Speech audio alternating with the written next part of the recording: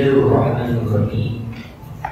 Ila hadithil Mustafa sallallahu alaihi wasallam wa abaihi wa ikhwanina al-anbiya'i wal mursalin wa ala alihi sahabati ajma'in ulama as-salihin masyayikh ad-din wal fuqaha al-muhaddisin wa mufassirin wa ila bainahum adina wa ajdadina wa jaddatina wa amamina wa amanina akhwana khalatul mu'minina wal muslimin wal muslimat والناس نروي شيء محمد معهم عبد الرحمن نروي ولد شيء معروف نروي شيء اسمه فعله الراوي نروي شيء عيسى الفرج نروي شيء اسماعيل زين اليمني نروي شيء محمد باقر به برسوقي نروي شيء محمد بن الصلاه نروي شيء محمد الشافعي الاسلمي نروي شيء يرفع العلم نروي شيء ابي الاوي شيء ابي الدار Semari saya Muhammad dari Al-Maghrib, semari saya Muhammad Amin Al-Qasim lahum al-Fatihah.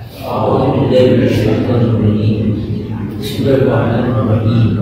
Alhamdulillahirabbil alamin. Rahmanir rahim. Maliki yaumiddin. Iyyaka na'budu wa iyyaka nasta'in. Ihdinas siratal mustaqim. Siratal ladzina an'amta 'alaihim ghairil maghdubi 'alaihim waladdallin. Bismillahirrahmanirrahim. Alhamdulillah wa ta'ala wassalatu wassalamu ala sayyidina Muhammad wa ala alihi wa ashabihi ajma'in.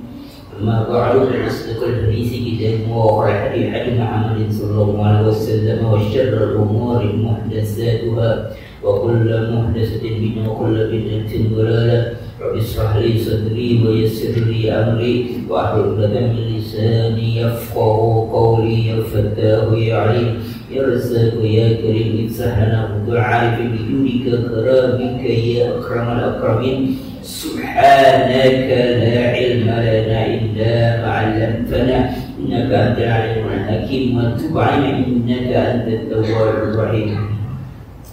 Bismillahirrahmanirrahim. Qala al-mu'allif wa ta'ala wa nafa'ana bihi wa bi ulumihi fid amin. Summa qala al-Qurtubi نبه تعالى على فرد علم الكتابة لما فيه من المنافع العظيمة التي لا يحيط بها إنسان وما لبنت العلوم ولا قيدت الحكم ولا قبلت أخبار الأولين ومقالاتهم ولا كتب الله المنزلة إلا بالكتابة ولولاها mastaqamat umur dunia wal din. Qala al-Qurtubi, Imam al-Qurtubi berkata dalam kitab tafsir Imam al-Qurtubi yang mengatakan Nabah ta'ala ala fadli ilmi kitab. Allah diperingatkan kepada kita ala fadli ilmi kitab, atas keutamaan ilmu menulis. Jadi ketika Allah memfirmankan alladzi 'allama bil qalam, di situ ditafsirkan bahwa Allah mengingatkan kepada kita, memperingatkan kepada kita bagaimana keutamaan ala fadli ilmu kitab, keutamaan ilmu menulis, keharusan menulis. Kenapa? Lima fihi min manafi' 'azimati, karena di dalamnya banyak manfaat-manfaat yang besar. Apa itu? Allati la yuhitu biha insan. Manusia tidak akan bisa mengikat, meliputi apapun kecuali dengan cara menulis. Wa ma duminatil ulum, dan tidak ditadbir, tidak dibuka ilmu kecuali dengan cara ditulis. Wala quyatil hukm, dan hukum tidak akan diketahui kecuali dengan cara ditulis. Wala dubitat ahbar al-awwalin wa maqalahum, dan tidak akan dapat diketahui cerita-cerita orang-orang terdahulu dan perkataan-perkataan mereka kecuali dengan cara ditulis. Bahkan wala kutubun munazzalatu illa bil kitabah, tidak ada satupun kitab-kitab Allah yang turun ke dunia ini kecuali kitab itu dengan cara ditulis. Nanti kalau kitab pasti ada apa nih? Ada tulisannya, di dalam itu bentuk tulisan. Laulah, seandainya tidak ada tulisan, mastaqamat umur dunia wal, niscaya tidak ada akan cerita tentang dunia ini dan tidak ada akan cerita tentang masalah agama. Jadi begitu pentingnya menulis. Ya. Nah disinilah mungkin dikatakan mungkin di sini salah satu kekurangan atau salah satu sisi yang ditinggalkan oleh ulama-ulama kontemporer, ulama-ulama sekini, yaitu tradisi menulis. Kenapa? Kalau ulama-ulama mutaqaddimin, ulama-ulama salat terdahulu itu memang menulis menjadi kegemaran. Kegiatan mereka ada 3: belajar, mengajar, dan mengarang atau ta'lif. Jadi pertama itu mereka belajar, kemudian mereka mengajar, dan ta'lif.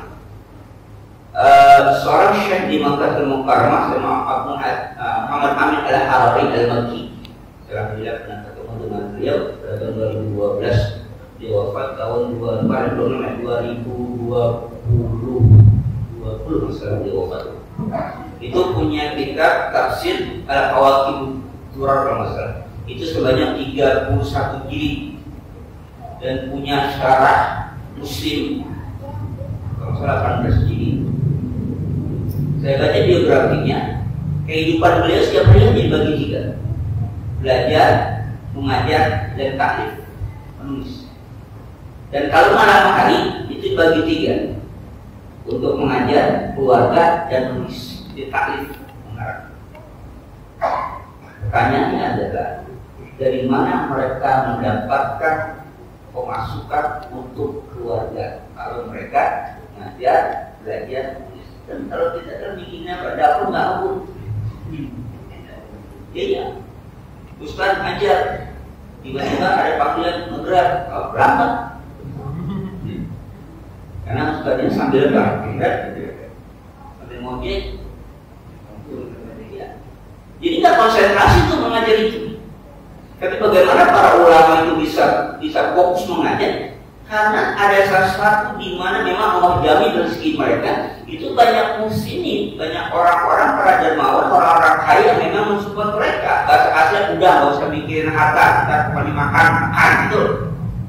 Nah itu diterapkan di dunia barat. Para orang-orang pintar itu mereka bukan dimanfaatkan, artinya mereka difokuskan sudah mengajar saja. Misalnya kalau memang mereka orang-orang kampus, belajar saja di kampus, pembimbing mahasiswa yang masalah keluarga, mau makan keluarga, mau transport keluarga, mau rumah tempat tinggal, bahkan pendidikan anak dijamin semua. Udah, pokoknya mengajar, belajar, membimbing, yang bikin lain semua Pak dijamin berarti. Dan kalau kita makanya susah.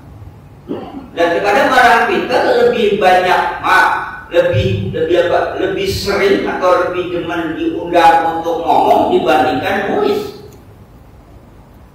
Dia nulis mengerahkan pemikirannya, menggunakan referensi yang banyak, puluhan buku, puluhan kitab dia baca, belasan itu dia tulis, mungkin hanya sebatas 15 halaman, 20 halaman, terus kalau diterbitkan sebuah jurnal paling maksimal paling baik itu dicapai banget, itu hari-hari, minggu-minggu itu pikirnya itu ngetiknya perlu modal, perlu kopi, perlu kacang goreng itu kan.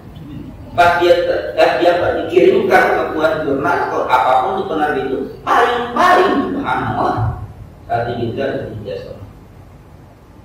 Atau dia bikin buku yang berbulan-bulan. Dengan apa? Dengan mengerahkan seluruh tenaganya. Kemudian referensi yang banyak pula, kayak ratusan buku dia baca untuk menulis. Ketika diterbitkan, dapat duit? Enggak. Nunggu royalti nggak dapat, pembajakan banyak.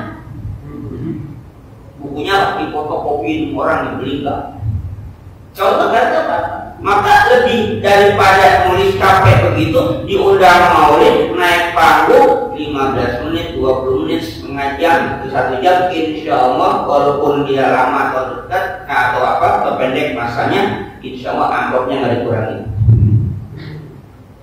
Kalau udah dimasuk panitia gitu ya, hanya cukup saya sampai sini 20 menit, saya hanya setengah jam, 1 jam, insya Allah anggaran nggak akan kurang dari panitia.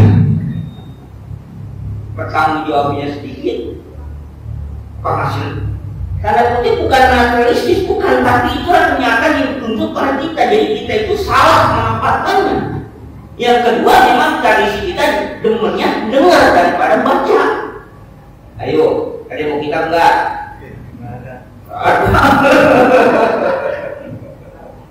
Kita lebih apa? Lebih senang apa?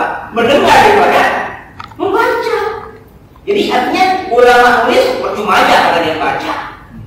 Udah gitu misalnya bahasa Arab berarti, oh bahasa Arab sini benar baca.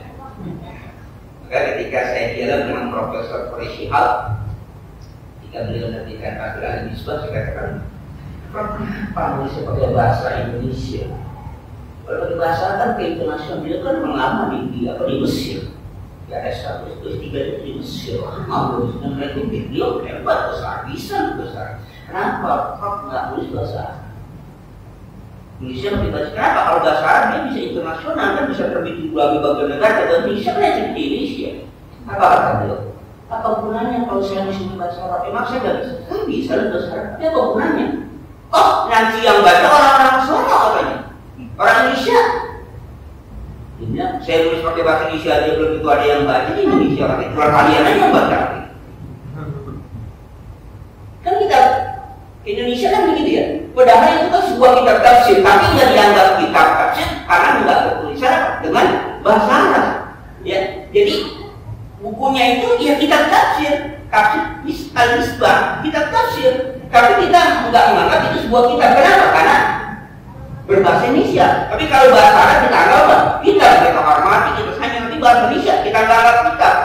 Sok berlakunya bahasa Indonesia nggak dibaca, bahasa Arab diadukan, tapi nggak bisa juga baca.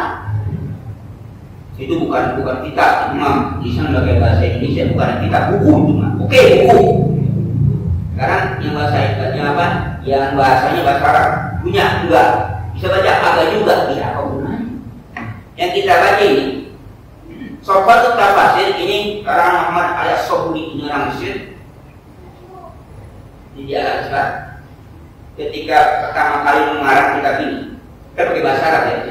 Bahasa Arabnya itu beliau katakan menggunakan bahasa Arab yang dapat dipahami oleh orang masyarakat awam yang pada tingkatan sanawiyah. Jadi kalau beliau selesai nulis nih, diriwayatkan beliau selesai nulis itu di apa? Beliau orang dia seorang dosen, bahkan katanya beliau di Al-Azhar, di Al-Azhar Sobuni itu setelah nulis bukan para mahasiswa, bukan para dosen diserahkan pada anak-anak yang tingkatan sanawiyah. Bisa paham nggak ini bahasanya? Kalau dia paham, udah. Kalau nggak paham, diturunin dari bahasanya. Karena kan bahasa Arab kan agak ada tingkatannya. Kalau dia nggak paham, berarti terlalu tinggi, diturunin.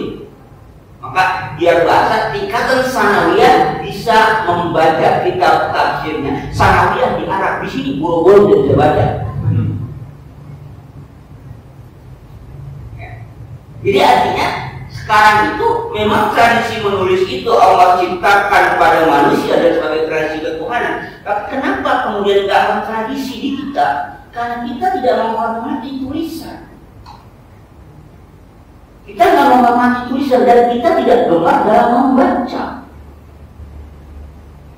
Yang betul, ilmu pengetahuan yang pertama kali kita dapat dengan cara apa? Mendengar. Ilmu pertama kali kita dapat dengan cara mendengar. Karena Allah ciptakan pertama kali ilmu itu melalui pendengaran. Nah, oleh karena itu ketika anak baru lahir, apa disunahkan kita? Diazankan, dikuping kanan, diqamahkan kiri. Kenapa? Karena kita harapkan informasi yang pertama kali masuk ke telinganya informasi yang baik, itu kalimat tauhid. Ya, informasi yang baik. Maka saya sih kurang setuju, tapi nggak tahu itu penelitian kedokteran. Katanya kalau meningkatkan kecerdasan anak dalam dalam janin itu disertai musik-musik musik-musik klasik, level sekian menaikkan meningkatkan daya merangsang. Bagus musik klasik di setelin dangdut, kalau nanti dia keluar dogen mulu. Musik klasik ya, kalau dangdut. Kenapa tidak ayat Al-Quran saja gitu ya kan? Lantunin ayahnya baca ayat Al-Quran ketika anak itu usia 120 hari dalam kandungan, sudah ditiupkan roh, baca ayahnya, baca apa yang dia bisa baca, baca surah Yasin, apa kek, guru kek 1000 kali bacakan, atau apa, atau ibunya yang bacakan. Dan sebuah bukan cerita yang informasi di Indonesia itu anaknya usia 7 tahun sudah hafal Al-Quran 30 juz.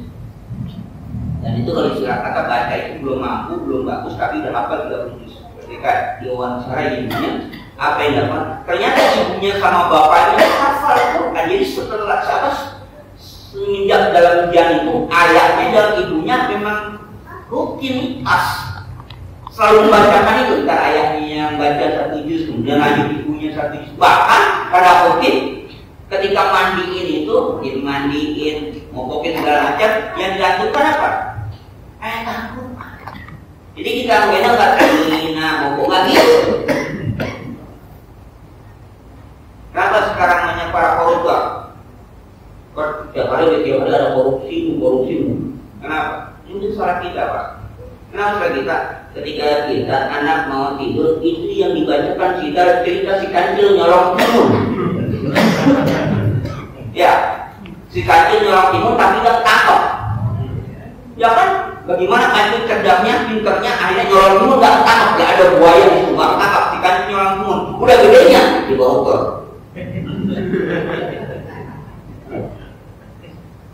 Tapi jangan sampai dibacain nanti, dibacakan ketika mau tidur, baca tentang kepahlawanan Umar bin Khattab, takutnya ini diteroris lagi.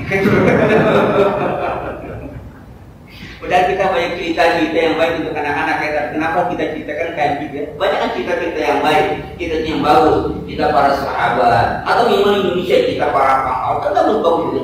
Kenapa nggak kita ceritakan ini? Ya. Coba sekarang yang beredar apa yang mereka kenal tentang para sahabat, kenal mereka Umar Khattab, nggak kenal. Siapa yang mereka kenal? Upin Ipin. Pahlawan siapa yang paling mereka kenal? Permen. Kenapa? Ya karena itu yang kita ceritakan kepada mereka. Ya sekali lagi tulisan atau tradisi menulis bukan hampir sedikit berkurang pada masa sekarang. Kenapa? Karena memang kita tidak menghormatinya. Dari sisi pendapatan, orang menulis pendapatan lebih rendah dibandingkan orang bicara. Orang bicara macam ini misalnya di forum-forum luar biasa mendapat penghargaan, tapi ketika mereka menulis sudah hal itu mengerahkan pikiran sangat luar biasa. Harus mereka mengetik, diedit itu, baca buku, ratusan buku yang dia baca. Saya menulis 2 buku itu 120 judul saya baca buku, dituliskan dalam sebuah buku. 120 judul buku kita baca dibukukan hanya 220 halaman. Jadi 120 buku saya baca, tapi yang menjadi sebuah buku hanya 220 halaman. Setelah baca yang banyak. Tapi apa yang terjadi? Ya, bapak itu nggak pernah baca, itu nggak tahu juga kan. Yang buku saya pernah tulis, ya. Kenapa? Karena nggak tradisi baca. Ini artinya sejak Islam datang, sejak wahyu pertama, Allah memperingatkan pada kita betapa besarnya manfaat menulis. Seandainya tidak ada tulisan, Al-Quran tidak akan sampai pada kita sekarang. Ya, seandainya tidak ada tulisan. Seandainya tidak ditanwin, itu walaupun biasanya dan jasa Umar bin Khattab, ya, ketika setelah perang di Yamamah sebanyak 70 kufar, 70 penghafal Al-Quran syahid di medan perang. Umar bin Khattab mengatakan, ya Abu Bakar jadi khalifah, tuliskan Al-Quran, bukukan Al-Quran, karena aku khawatir di masa yang akan datang Al-Quran akan hilang. Kenapa? Karena para kufar, para penghafal banyak gugur di perang di Yamamah, memerangi Nabi Bakar Musaillamah dan Al-Kadzdzab. Walaupun Abu Bakar merasa berat, kemudian istigharah, barulah kemudian dia setuju. Dikatakanlah Zaid bin Sabit, karena Zaid bin Sabit penulis wahyu. Zaid bin Sabit itu merasa berat urusan Al-Quran. Kenapa? Belum pernah dalam panjang Rasulullah SAW untuk dibukukan di sebuah buku. Tapi kemudian memberikan jalan terang pada 2 tokoh yang besar, pada 3 tokoh ini. Jadilah Al-Quran sudah dibukukan. Walaupun belum sempurna, maka kemudian disempurnakanlah pada masa Khalifah Utsman bin Affan. Kita kenal dengan Mushaf Utsman. Yang idenya bukan lagi Umar Khattab, yang Utsman bin Affan, yang idenya adalah Hudzaifah bin Al-Yamani. Ketika melihat beberapa persisian orang membeda-bedakan pembaca, membangga-banggakan bacaan saya lebih baik, bacaan saya lebih baik. Kemudian Hudzaifah yang mengatakan, ya Khalifah, bukan tuliskan Al-Quran dengan satu qiraat saja, dia semua sepakat. Akhirnya tuliskanlah, yang berikan Zaid bin Zaid. Kalau tidak dibukukan, di mana di antara kita yang sanggup menghafalkan Al-Quran 6.666 ayat atau 114 surah 30 juz? Jarang lihat kita yang mampu itu. Tapi dengan dibuka, maka manfaatnya sampai sekarang tidak bisa baca. Begini juga hadis, walaupun ditulis pada awal abad kedua atas perintah Umar bin Abdul Aziz pada tahun 102 Hijriah. Kemudian direspon oleh seorang ulama Ibu Syihab Al-Sunni, seorang gubernur Madinah yang bernama Bakar bin Hazm. Kemudian dituliskan hadis itu sampailah pada masa kita sekarang. Kalau tidak, habis hadis itu. Tugas kita sekarang hanya bisa baca atau pengen baca atau mau baca. Maka ilmu pengetahuan majunya Islam dengan ilmu pengetahuan, dengan kitab, dengan buku yang kita baca. Maka budayakanlah kita untuk apa? Untuk membaca. Di antaranya membaca itu akan menghindari pikun. Orang banyak membaca, senang baca, itu menghindari penyakit pikun. Karena otaknya dirangsang untuk selalu ingat. Maka kalau orang hafal Quran, insya Allah, akan jaminannya. Dia tidak akan pikun. Minimal Al-Qurannya tidak terlupakan. Jaminannya. Kalau dia hafal Quran, mulazamah di lidahnya melafalkan Al-Quran, insya Allah dia tidak terkena penyakit pikun. Sekalipun dia pikun, Al-Qurannya tidak akan hilang. Kenapa? Sudah tertanam dalam jiwanya, dan nafas itu sudah di lidah itu sudah biasa. Karena ayah saya itu pernah koma 40 hari tidak sadarkan diri. Kisah di rumah sakit Cipto Mangunkusumo itu kan ada kecelakaan, dia pecah kepala ayah saya almarhum. Tapi dalam keadaan tidak sadarkan diri, itu Yasin habis dibaca, Kahfi habis dibaca. Jadi yang biasa-biasa beliau baca itu, beliau baca, tapi beliau nggak sadar. Ya, ibu saya almarhumah nanya pada dokter, kok bisa begini? Dia itu katanya nggak sadar. Tapi kok dia baca ya, dia biasa dibacakan. Apa sih dia baca? Apa kata dokter? Dia bukan dengan daya ingatnya itu. Dia membaca di bawah alam sadar karena lidahnya sudah terbiasa baca itu. Jadi yang bergerak saja, bukannya karena dihafal. Lidahnya sudah bergerak, sudah biasa jadi. Kadang-kadang dia baca surah Yasin, apa saja mulu, kadang-kadang kabar dia baca. Padahal dalam keadaan 40 hari koma, dikatakan tidak sadarkan diri. Jadi dia nggak tahu, nggak tahu. Tapi ketika ini ibu saya cerita, waktu dia nggak sadar itu baca, kursi lah segala macam. Susah pun bingung ya orang. Katanya nggak sadar, koma dalam istilah dalam medis, tapi kok setiap hari ngaji kata dokter. Bukan dia yang baca, lidahnya sudah bergerak dengan sendirinya karena dia sudah menghafalkan, sudah menjadi zikirannya. Itu analisnya kan begitu. Dia zikirannya. Anda sudah terbiasa. Baik.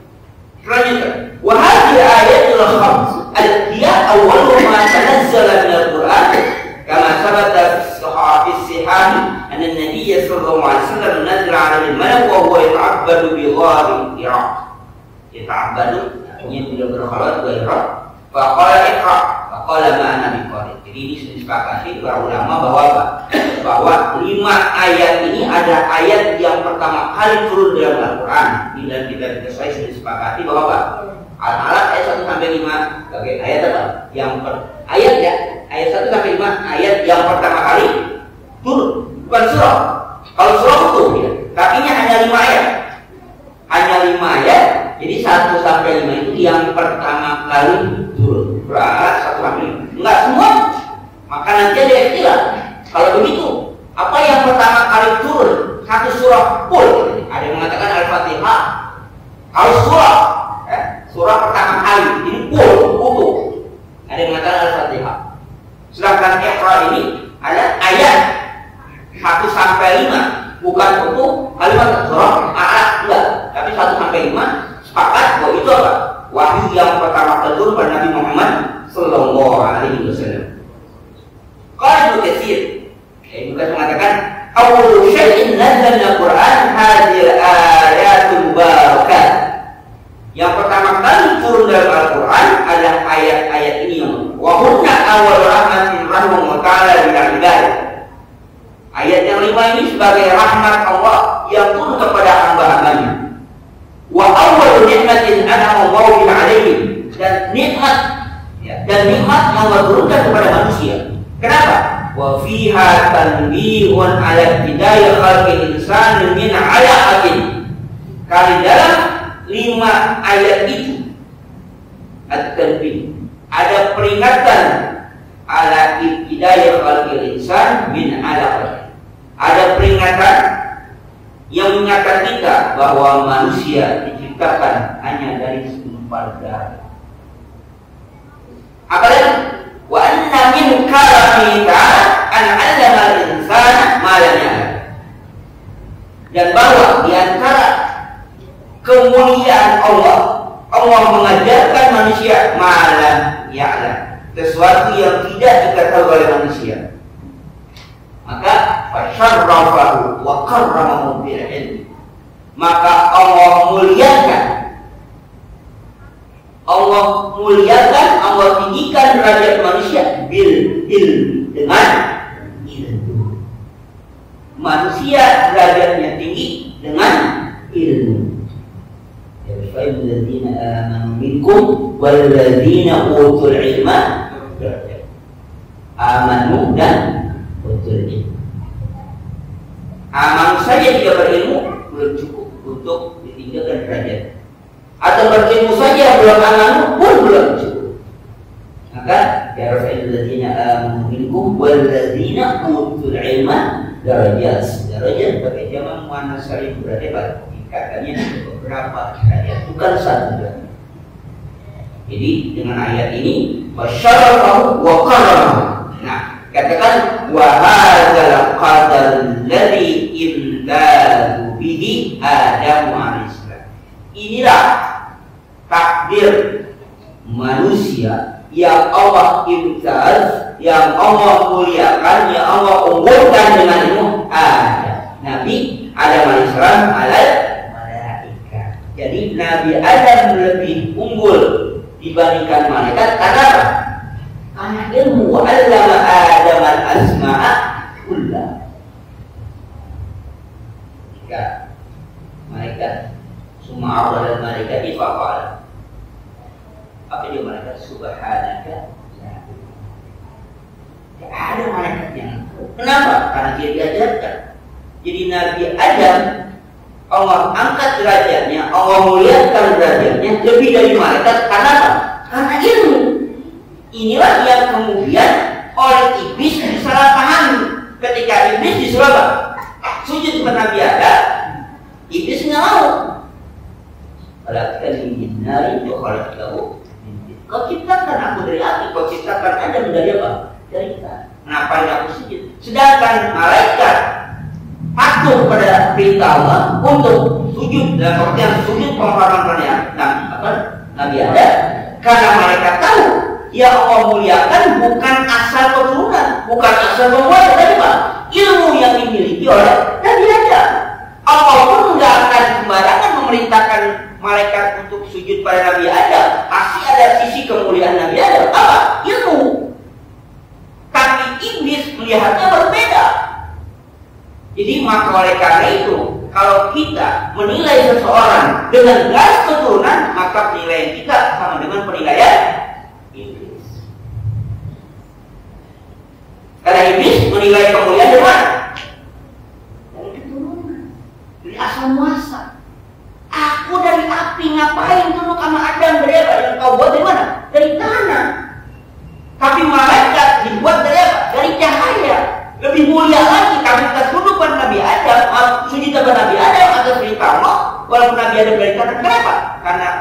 memuliakan Nabi Adam karena apa?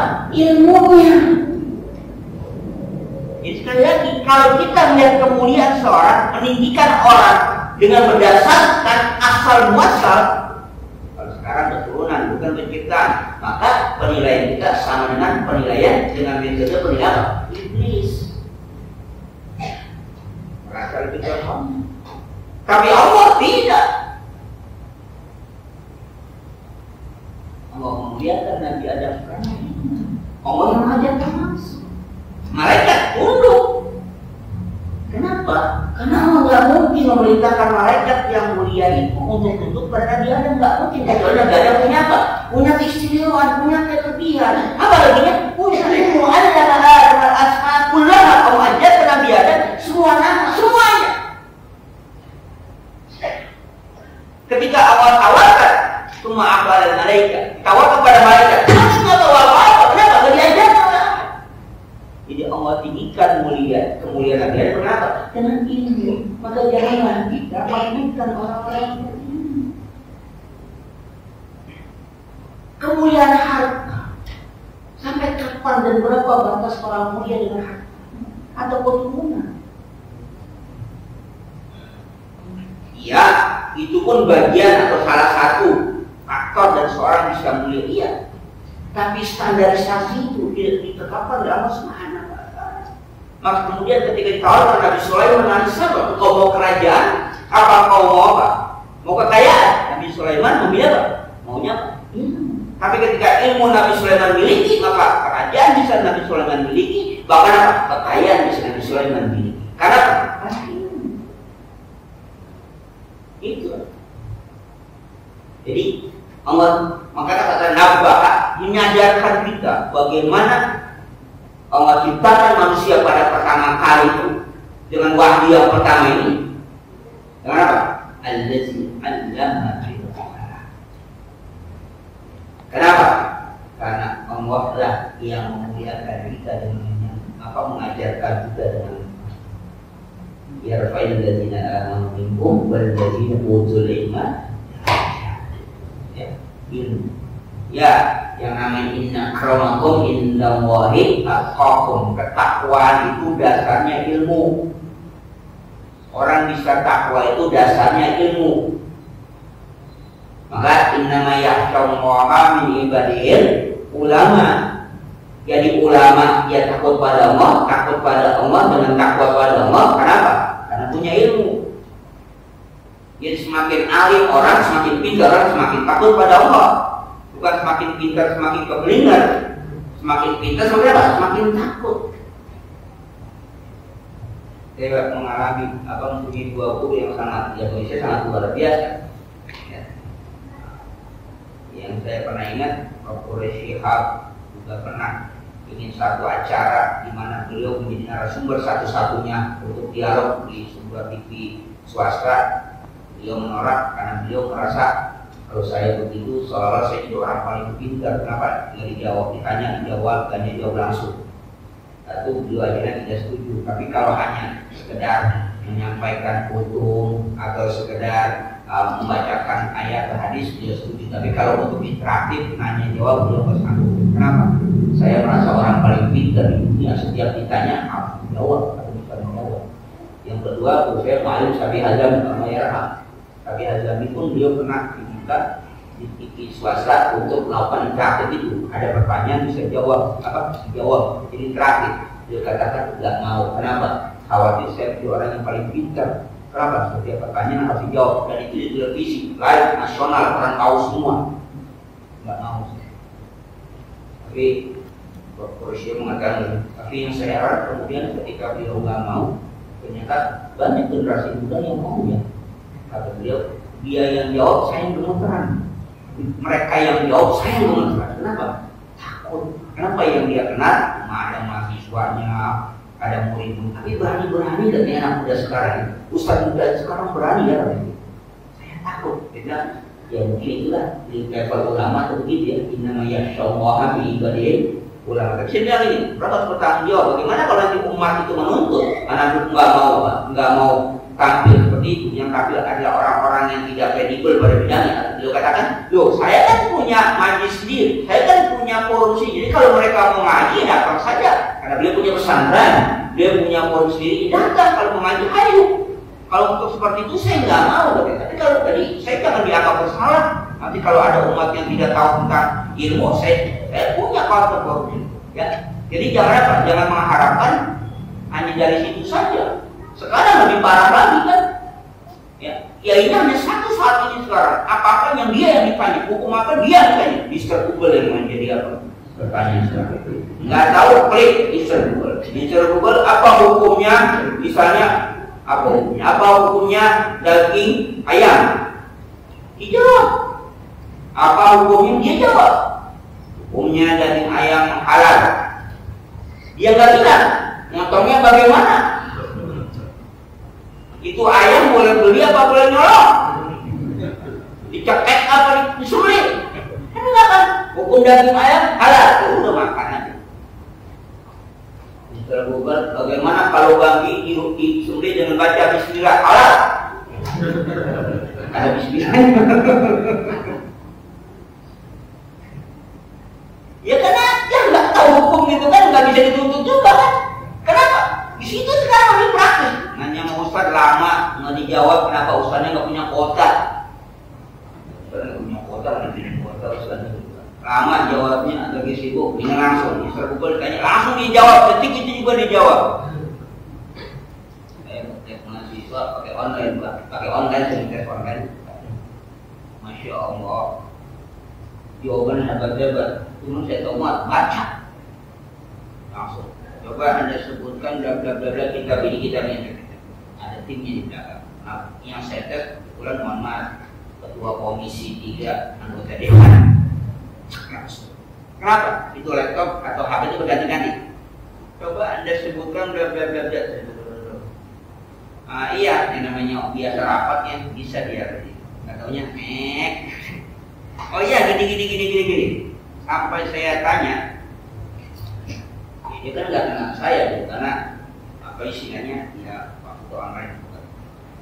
Saya tanya ini, Anda tahu tidak buku apa saja yang pernah itu bahkan pertanyaan Mbak, saya pengen tahu aja buku apa saja yang pernah saya terbitkan, saya tulis. Langsung Pak tahu, penerbitnya tahu, tahunnya tahu, yang punya bukunya nggak tahu dari mana, punya bukunya nggak pernah baca, nggak pernah, kok tahu? Ketika dia klik nama saya, langsung keluar. Banyak banget katanya. Berapa kali saya mengisi di apa misalnya jurnal macam, ada berapa semua ini yang bahasa Inggris ini. Kok tahu ente daripada saya keluar semua? Saya hanya menjebak saja Pak. Ternyata Pak setiap ditanya itu bisa Google yang ditanyakan. Maka saya katanya bacanya Imam Abdurrahman Hazami. Nanti mungkin terakhir kalau kita baca yang terakhir Syekhul Nasrul Mr. Google Al-Fatihah. Kenapa sumber ilmu Pak? Ya, jadi yang namanya 5 ayat ini apa? Menjadi apa? Menjadi kemuliaan. Nah, tapi kemudian summa ta'ala an sababi batul insani wa tughyan. Kemudian Allah memberitahukan manusia sudah diingatkan 5 ayat pertama. Allah ciptakan manusia dari apa? Alam. Allah ajarkan manusia dengan kolam awalnya meninggikan derajat. Tapi pertanyaan, kenapa kemudian manusia batul insan menjadi sombong, batul dia dan sebagainya? Jadi sudah diperingatkan di awal manusia itu diciptakan dari alam, ya segumpal darah. Kemudian Allah ajarkan bila falam malam di alam, tapi kemudian Allah peringatkan kita kalla innal insana la yatgha. Haqqan innal insana la yatajawazul hadda fit tughyan. Haqqan, pasti benar bahwa manusia sudah melampaui batas dalam kezaliman. wattiba'al hawa nafsi, dan ikuti hawa nafsu, wa yastakbiru ala rabbih azza wa jalla, dan sombong di hadapan Allah azza wa jalla. Kenapa? Ar-ra'ahus karena min ali al-ra'a nasahu ghaniyan, karena manusia melihat dirinya sebagai orang yang kaya. Silakan.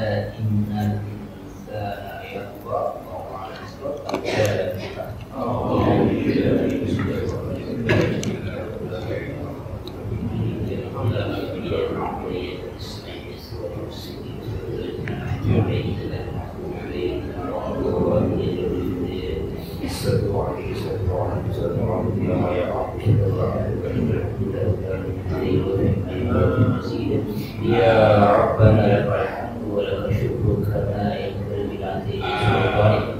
Allahumma salli wa sallim wa rasil asrar al-riyad ya miftahi babil yasar sayyidina Muhammad mukhtar wa ala akhir adad wal manfa'i ma lamtana wa alimna ma yanfa'una wa tasukna ilman yanfa'una wa zidna ilman alhamdulillah na'udzu billahi hari anda maksudnya manafiyah wa faham zakiyah wa balaqal munawwarah wal insan alladhi urqana asran jamila wa jibban bitiran wasian halan wa barakan fi auladan salihan faqihan arifan adiban aliman tawfiqan hasan bi rahmatika ya arhamar rahimin. Allahumma arina haqqa haqqa sunnatibah wa anna batila batila wa sunnatibah. Allahumma jama'na hada jam'an marhuma wa tafarruqana min ba'dihi tabarruqa ma'suman masjid qulubana mahabbatu wasillah wasta'mil ala sunnati rasillah wa tawaffana ala millati rasillah wasirna bi zumratin najiyah wa bihim qina subhanaka ubbama yuhibbuka ubbama yuqarribu ila hubbika Allahumma al-hubbaka ahabba ilayna min al-ma'il karim da zaman rabbana taqabbal minna innaka antas samiul innaka antal atina fid hasanah wa fil akhirati hasanah benar wa sallallahu ala sayyidina Muhammad nabiyil ummi wa alihi wa sahbihi wasallam subhana rabbika rabbil izzati amma yasifun wa salamun alal mursalin walhamdulillahi rabbil alamin.